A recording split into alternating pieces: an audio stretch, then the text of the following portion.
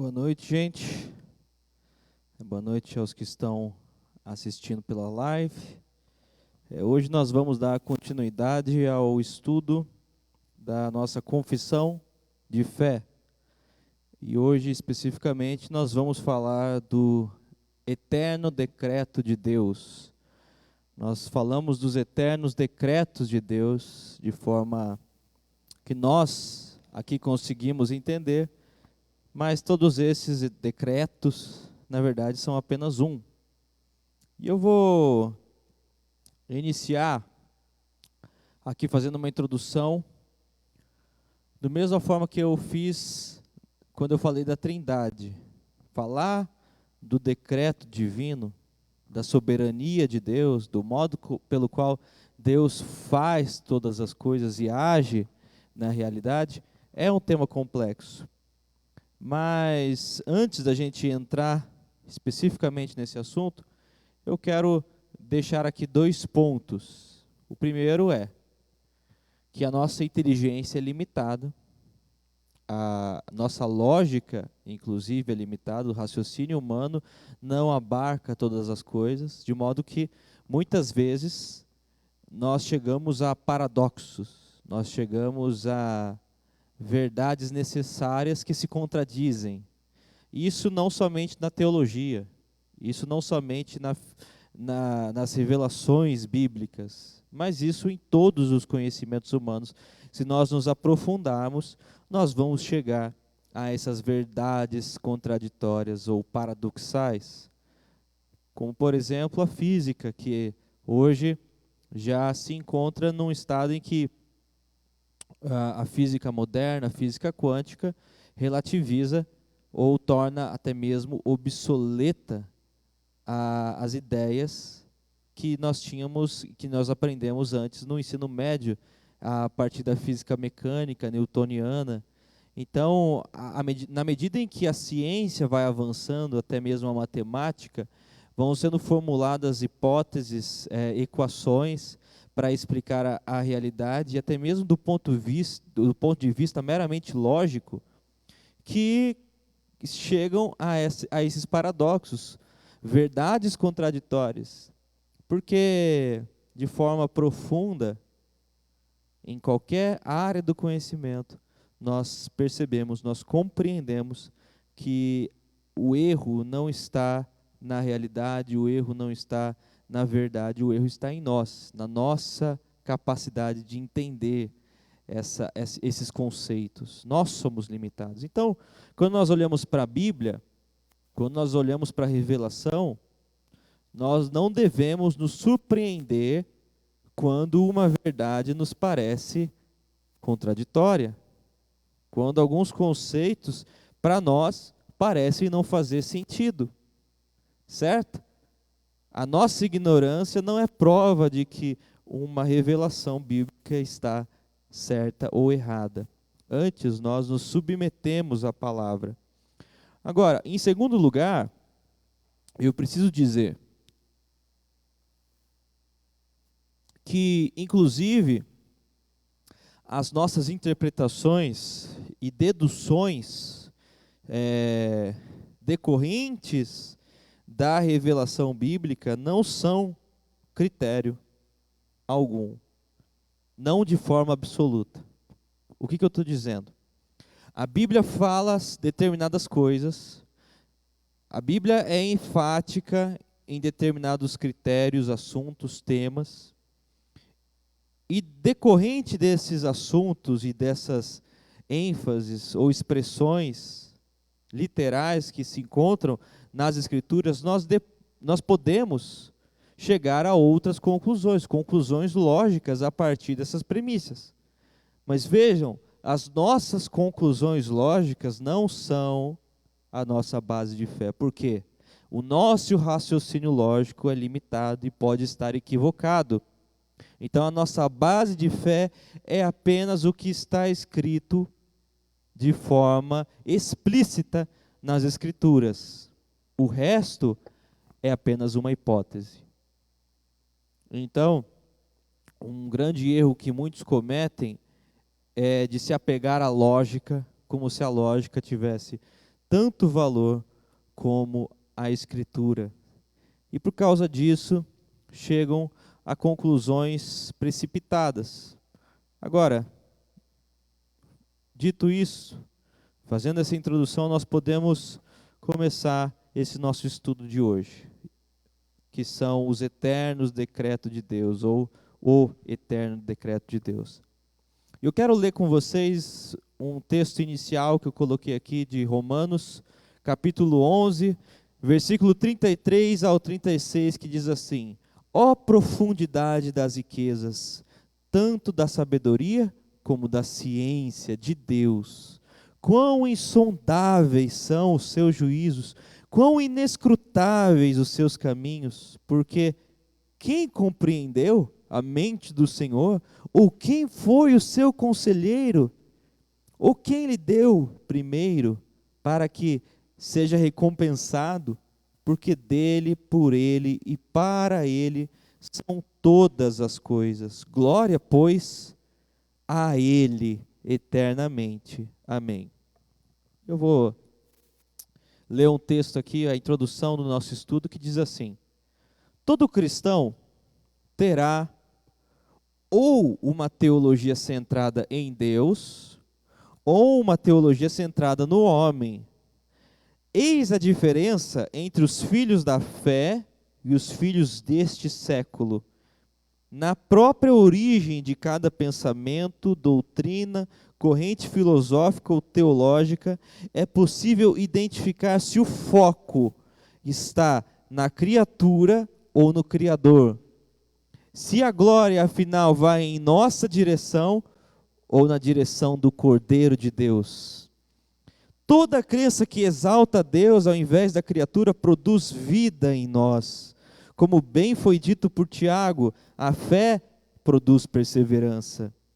Do mesmo modo, as crenças concernentes à soberania de Deus e ao seu eterno decreto, ainda que não sejam totalmente compreensíveis para o intelecto humano, se alimentadas, produzem em nós uma paz sobrenatural, um fruto espiritual e obras dignas da nossa salvação em Jesus Cristo. O contrário também é verdadeiro. Tudo o que coloca o homem em evidência, ainda que bem intencionado, manifesta em nós as obras da carne. Assim, o crente não deve hesitar em declarar que gloriar a si mesmo é central para o plano eterno de Deus. Por esse motivo, nós devemos submeter todo o nosso ser e crer a esse mesmo propósito.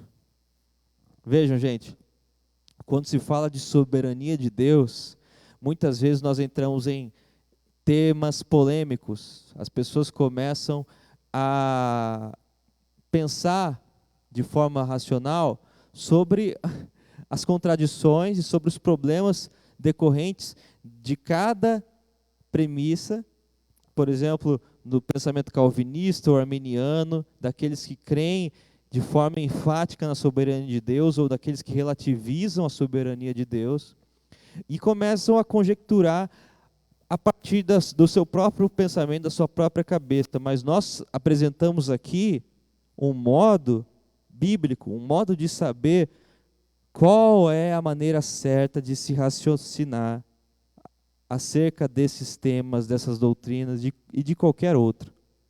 O modo certo é todo aquele que coloca Cristo, Deus, em foco. Aquilo que exalta Deus e não a criatura. Então, o tema da soberania de Deus, assim como foi descrito por Paulo, tem como um principal objetivo não ensinar para nós conceitos filosóficos abstratos, mas pacificar a nossa mente em relação à glória de Deus, o mérito de Deus, porque o mérito é somente dele. O mérito é somente dele e nosso nenhum. Não temos mérito diante dessa verdade. E isso é uma verdade, é um pensamento, é uma doutrina, é um modo de crer que nos deve trazer paz, pacificação, porque Ele está no controle e não nós. Agora, o que são decretos de Deus? Pelo termo decretos de Deus, queremos significar o propósito ou determinação em relação a acontecimentos passados, presentes e futuros. Isso diz que coisas acontecem de acordo com a pré-ordenação de Deus, de acordo com um propósito divino, e não pelas leis fixas da natureza, apenas destino, acaso. Negar os decretos de Deus ou a pré-ordenação de Deus é quase destroná-lo. Tal ato o colocaria na reserva, como espectador, interessado no que acontece, mas sem poder agir. E é assim que muitos pastores e teólogos acreditam hoje. Um Deus que não é soberano, um Deus que reivindicou para si apenas certos atributos e abnegou o atributo da soberania. Mas não é isso que a Bíblia fala. Não é isso que de Gênesis a Apocalipse está implícito e explícito para todos nós. O Deus das Escrituras é um Deus soberano, um Deus que está no controle da realidade. E é justamente por isso que nós podemos confiar e pedir coisas para Ele, porque Ele intervém, porque na sua eterna sabedoria, Ele é quem está no controle. Bom, agora eu quero ler uma última citação aqui, que é do Pink, que diz assim: as Escrituras mencionam os decretos de Deus em várias passagens sob diversos termos. A palavra decreto é encontrada no Salmo 2, versículo 7. Em Efésios 3, 1, lemos sobre o eterno propósito de Deus. Em Atos 2, 23, nós lemos do determinado conselho e presciência. Em Efésios 1, 9, de sua vontade segundo o seu beneplácito. Os decretos de Deus são chamados seu conselho para significar que perfeitamente são prudentes. São chamados de vontade para mostrar que ele não estava sob o controle de outro, mas agiu de acordo com o seu prazer.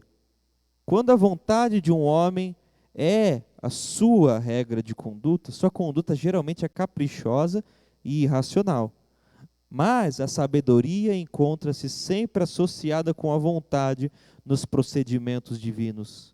E assim, os decretos de Deus são ditos para sempre serem o conselho da sua própria vontade. Vejam, nós vamos ler outros textos aqui, outros versículos, mas nós não temos dúvida de que a soberania de Deus, o conselho, o eterno propósito de Deus está enfatizado nas Escrituras de Gênesis a Apocalipse. Bom, dando continuidade no estudo, o texto diz assim: se Deus tem qualquer propósito nos acontecimentos do universo, tal propósito, por necessidade, também é eterno. Negar esse fato é supor que algum evento não previsto fizera com que Deus mudasse seu propósito. Vejam, todos os propósitos de Deus foram feitos em sabedoria, e sendo que Ele tem o poder necessário para executá-los, não há motivos para mudanças. Ele faz todas as coisas que são conhecidas desde a antiguidade. Ele diz: eu sou Deus e não há outro Deus, não há outro semelhante a mim, que anuncio o fim desde o princípio, desde a antiguidade, as coisas que ainda não aconteceram, e digo: o meu conselho será firme e farei toda a minha vontade. Como está escrito em Isaías 46, no versículo 9 e 10. Aqui nós entramos no primeiro ponto. Primeiro ponto de fé com relação ao decreto eterno de Deus. Nós não tiramos esses pontos da nossa própria cabeça. Antes estamos apenas relendo a confissão de fé de Westminster. O primeiro ponto é o seguinte: desde toda a eternidade, Deus, pelo muito sábio e santo conselho da sua própria vontade, ordenou livre e inalteravelmente tudo quanto acontece. Porém, de modo que nem Deus é o autor do pecado, nem violentada é a vontade da criatura, nem é tirada a liberdade ou contingência das coisas secundárias antes estabelecidas. Bom, eu disse aqui no início que não são vários decretos, mas apenas um decreto. E isso é difícil de compreender, porque Deus está na eternidade e nós estamos no espaço-tempo. Nós vemos as coisas de forma sequencial e nós não somos capazes de compreender esse plano divino. Mas Deus, estando em todos os lugares ao mesmo tempo, estando em todos os tempos ao mesmo tempo, decreta apenas de uma só vez a sua vontade.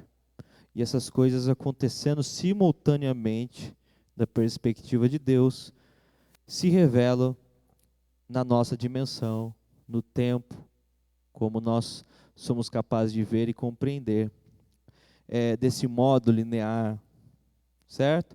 Porém, Deus é quem decretou todas as coisas, nada escapa desse decreto divino, nada escapa da vontade de Deus, nem as coisas boas, nem as coisas que para nós parecem ruins. Então, muitas vezes nós podemos nos questionar e pensar que nós estamos perdidos ou que Deus não está no controle somente porque a situação, a realidade nos parece desconfortável. Mas a Bíblia nos afirma categoricamente que Deus é quem decide o que vai e o que não vai acontecer. Porque na permissão de Deus, como muitos gostam de enfatizar, Ele também é o autor, Ele também é o responsável, Ele é quem assina embaixo, quem dá carta branca. Ele é o responsável, porque dele é toda a glória. Por isso nós não devemos tentar justificar a Deus. E ainda assim,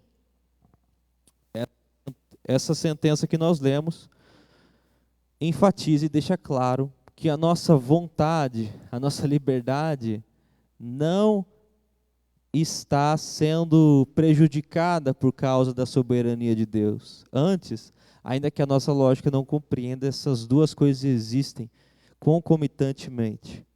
Mas eu quero ler com vocês aqui um texto de Isaías 45, que é um texto de muitos outros que eu escolhi, que falam da soberania de Deus. Isaías 45 diz assim, a partir do versículo 6.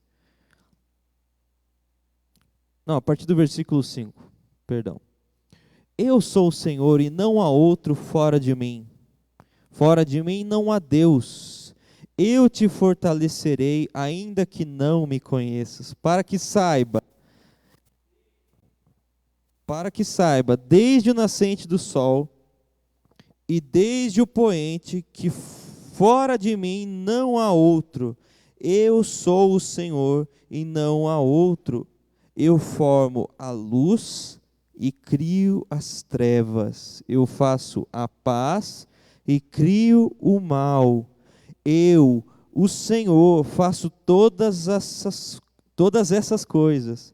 Derramai aos céus dessas alturas, e as nuvens chovam retidão. Abra-se a terra e produza-se salvação, e com ela brote a retidão. Eu, o Senhor, as criei.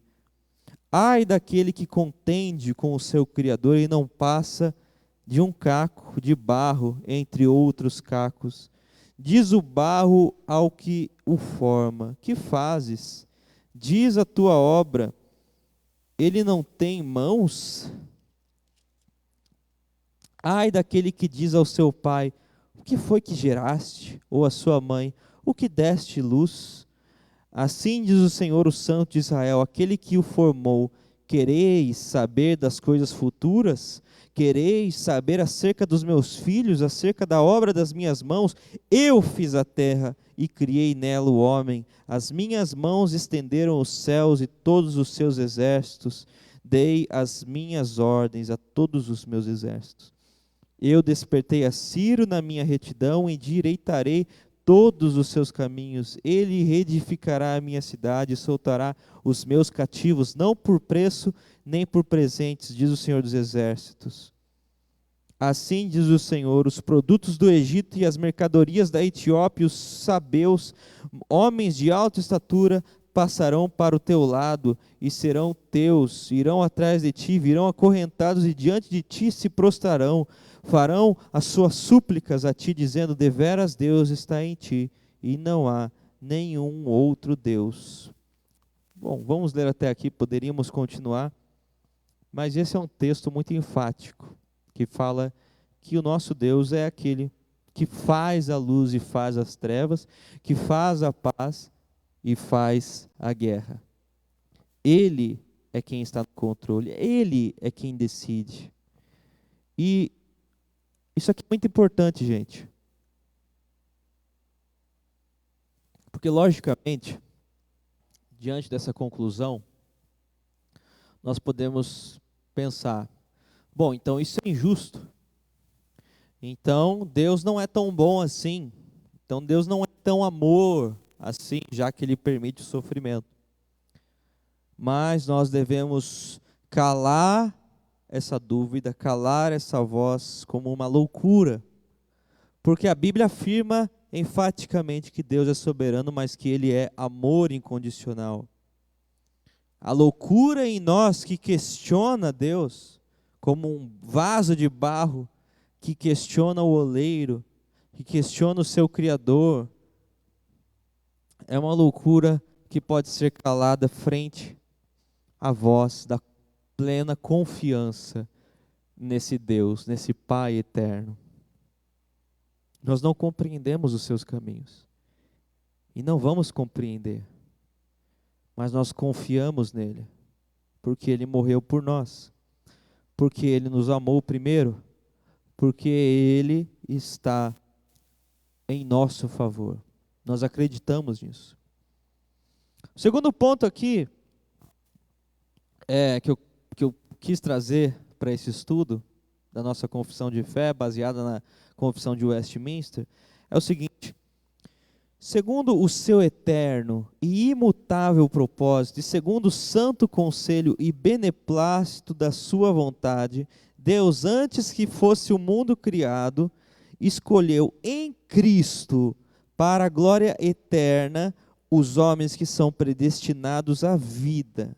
E para o louvor da sua gloriosa graça, Ele os escolheu de sua mera e livre graça e amor, e não por previsão de fé ou de boas obras e perseverança nelas, ou de qualquer outra coisa na criatura que a isso o movesse como condição ou causa.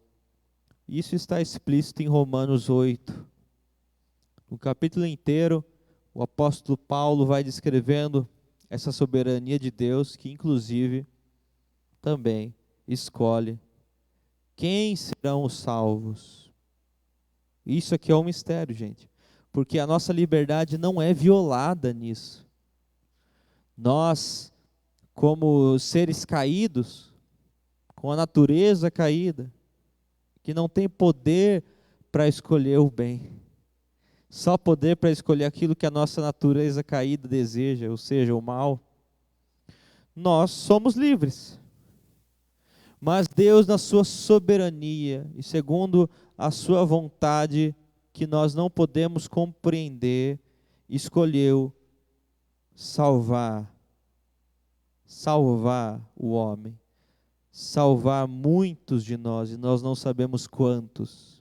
E Ele escolhe soberanamente, de modo que aqueles que, se por acaso não forem salvos, mas condenados no fogo do inferno, esses estão segundo a justiça soberana de Deus.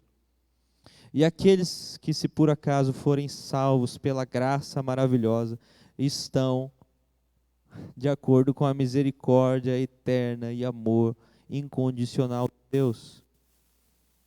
O homem, em momento algum, merece ser salvo. Se por acaso ele for condenado, a justiça está se cumprindo.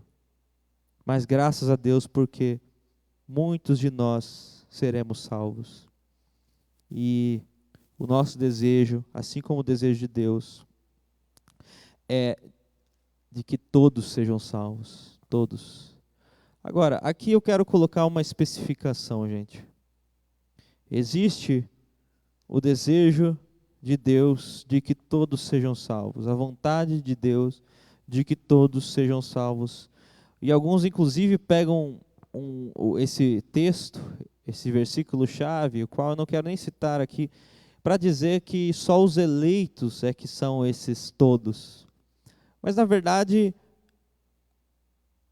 existe uma distinção entre a vontade soberana de Deus e a vontade da inteligência de Deus, do Logos divino. A soberania de Deus decide do modo como esse conselho eterno efetua, pensa, crê e decide. Não é preciso uma explicação para nós, mas nós sabemos que, concomitantemente, ao mesmo tempo, o desejo desse Deus, desse Pai bondoso, amoroso, é de que todos sejam salvos. No entanto, a decisão não vem da criatura, ainda que nós sejamos livres. A decisão final é somente de Deus. Certo? Eu quero ler Romanos com vocês. Pode, para alguns, isso ser um conhecimento pesado, mas eu quero que vocês se lembrem. A nossa mente não alcança essas coisas e nem deve ficar especulando acerca dessas coisas. Esse ensinamento é para que a gente descanse em Deus, porque essa soberania, a gente precisa acreditar nisso, que essa soberania de Deus é em nosso favor. Capítulo 9 de Romanos, a partir do versículo... Não, capítulo 9 de Romanos, a partir do versículo 18. Logo, ele tem misericórdia de quem ele quer e endurece a quem ele quer. Alguém dirá então, por que se queixa ele ainda? Pois quem resiste à vontade soberana dele? Mas, ó homem, quem és tu que a Deus questionas? Dirá a coisa formada ao que a formou, por que me fizeste assim? Ou não tem o oleiro poder sobre o barro para da mesma massa fazer um vaso para honra e um vaso para desonra? E que direi se Deus, querendo mostrar a sua justiça e a sua ira e dar a conhecer o seu poder, suportou com muita paciência os vasos da ira preparados para a perdição, a fim de que também desse a conhecer as riquezas da sua glória nos vasos de misericórdia, que somos nós, pela fé, que para a glória já dantes preparou, os quais somos nós, a quem chamou, não só dentre os judeus, mas também dentre os gentios, como diz em Oséias, chamarei meu povo ao que não era meu povo, e amada a que não era amada. No lugar em que lhes foi dito, vós não sois meu povo, aí serão chamados filhos do Deus vivo. E Isaías clamava acerca de Israel, ainda que o número dos filhos de Israel seja como a areia do mar, o remanescente é que será salvo. Bom, gente, agora eu quero entrar num outro tópico, um outro assunto, em relação à soberania de Deus para a salvação. E esse assunto é a tal pedra angular, descrita por Pedro. 1 Pedro 2, do versículo 6 ao 9, nos conta sobre Cristo sendo a pedra angular. E eu quero tomar a liberdade de fazer uma comparação com esse assunto da soberania, porque na graça de Cristo está também incluída a soberania de Deus para a salvação, para dizer que esse assunto pode ser também como uma pedra angular, que para alguns serve para uma pedra de tropeço. Vejam, para aqueles que escolhem confiar em Deus de forma incondicional, essa revelação, esse conhecimento da sua soberania servem como uma pedra de salvação, a qual nós queremos nos agarrar, graças a Deus. Ele é soberano para nos salvar, ainda que nós façamos tudo para não ser salvos. Ainda que por nós mesmos, nós com certeza iríamos para o inferno, nos perderíamos por completo. Mas como não está em nossas mãos, esse conhecimento, essa revelação nos é de grande alegria, de regozijo. Essa revelação serve para nós como uma pedra a qual nós queremos muito nos agarrar, porque se for por nós mesmos, nós estamos danados. Mas graças a Deus que é pela vontade dEle e não nossa.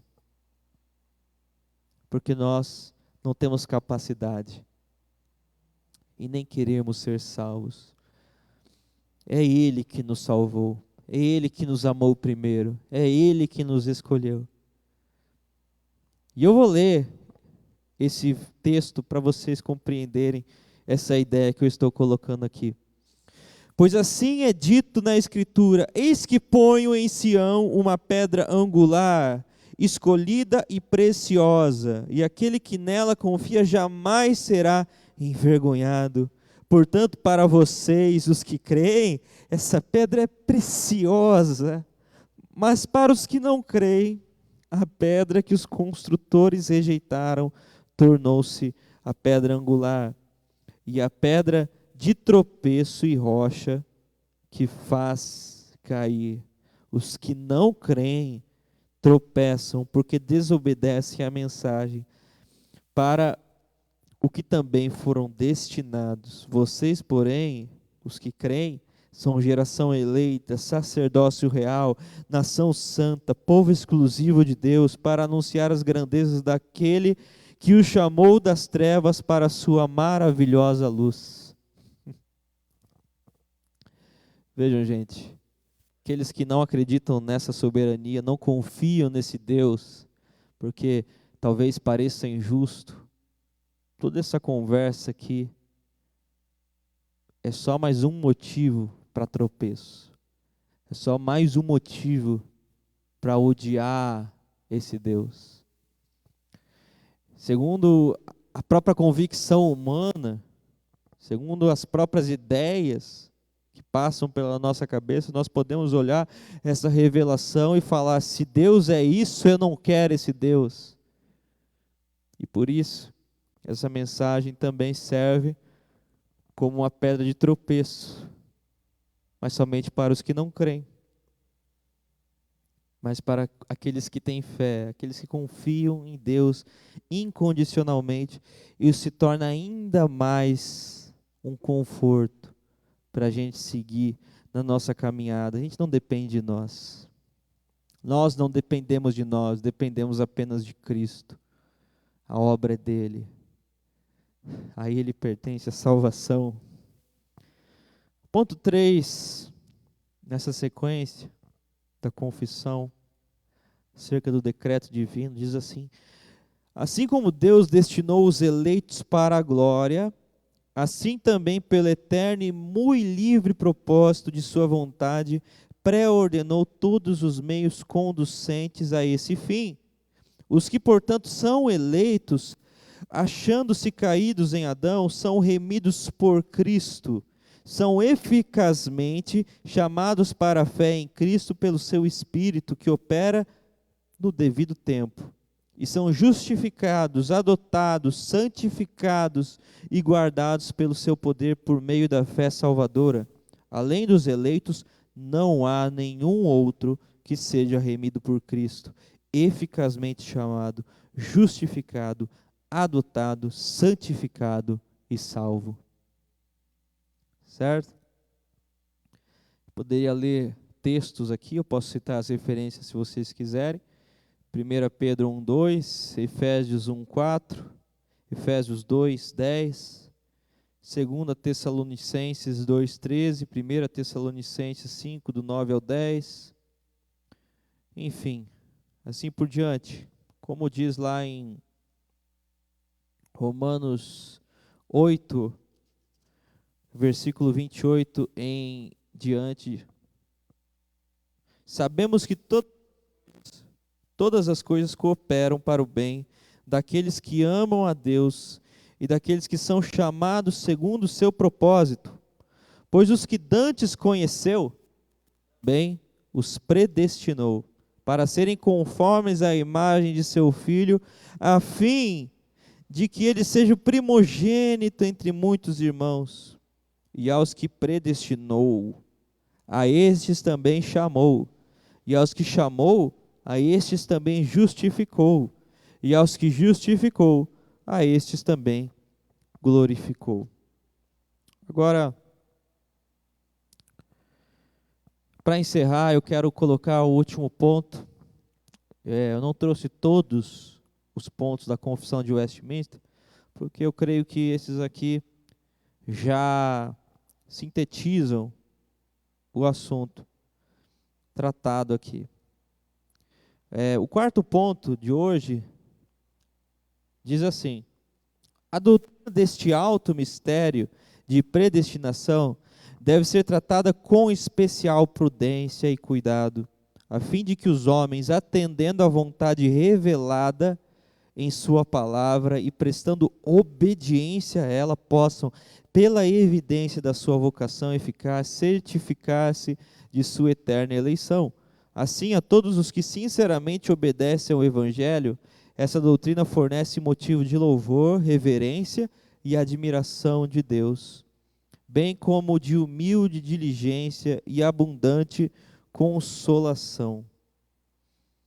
Bom, isso aqui encerra o assunto, mas é preciso deixar claro, todas as brigas em torno desse assunto, todas as confusões teológicas, debates em torno desse assunto são de muito mau gosto, porque esse é um assunto muito sério.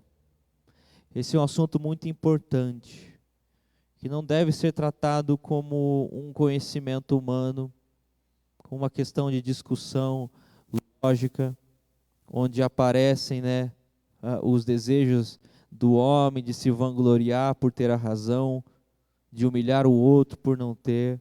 Vejam, gente, isso aqui é um motivo de salvação, mas é um motivo de condenação para aqueles que não creem.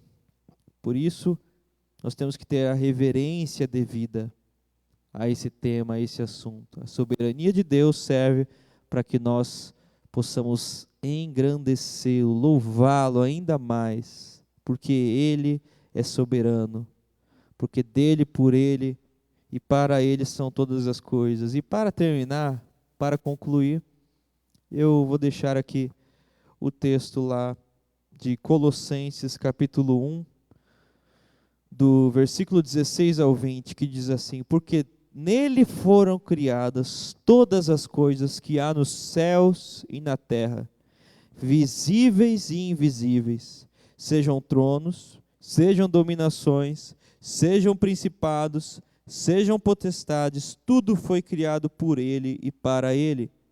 E ele é antes de todas as coisas, e todas as coisas subsistem por ele. Ele é a cabeça do corpo, da igreja.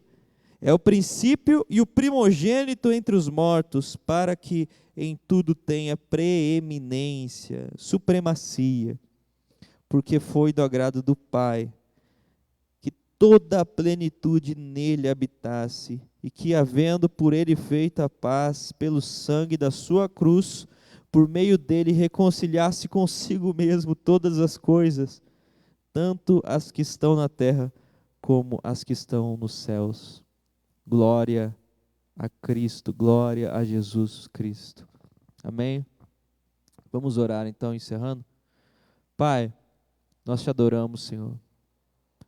Nós te louvamos pela revelação em Cristo. Nós sabemos que estamos seguros em Cristo.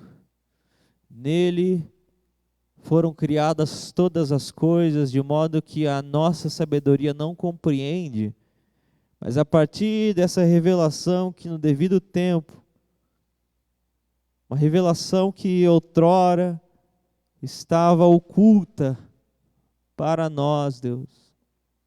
A partir dessa verdade que chega até nós como um motivo de esperança, de glória, de felicidade, Deus, de amor. A partir disso nós nos curvamos, nós nos prostramos frente ao seu domínio. Nós estamos tão felizes, Deus, tão gratos por isso, por essa salvação.